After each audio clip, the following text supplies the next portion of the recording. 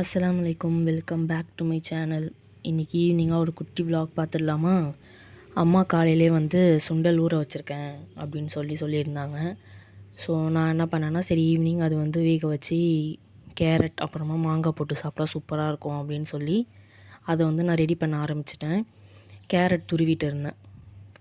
Carrot துருவி அதுக்கப்புறமா வந்து மாங்காவை கட் பண்ணி எடுத்துகிட்டு வந்திருந்தேன். ஏன்னா கொஞ்சோண்டு தான் போட முடியும் அதில். ஸோ மாங்காவை கட் பண்ணி அதுக்கப்புறமா எடுத்துகிட்டு வந்துட்டுருந்தேன்.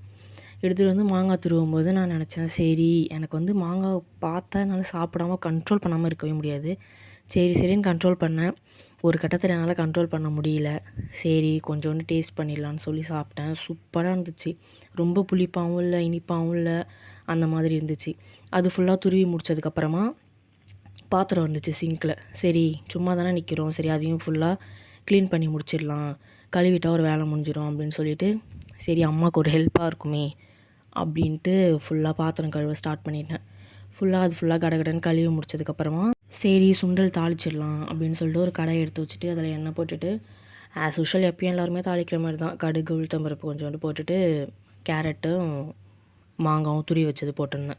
ரொம்பலாம் வதக்கக்கூடாது. ஆக்சுவலாக இது வதக்காமல் அப்படியும் சாப்பிட்லாம். சரி வதக்கினா எனக்கு கொஞ்சம் பிடிக்கும் அப்படின்னு சொல்கிறதுனால வதக்கிட்டு அதுக்கப்புறமா சுண்டல் வந்து குக்கரில் ஒரு 2 விசில் மட்டும் விட்டு வேக வச்சுருந்தாங்க.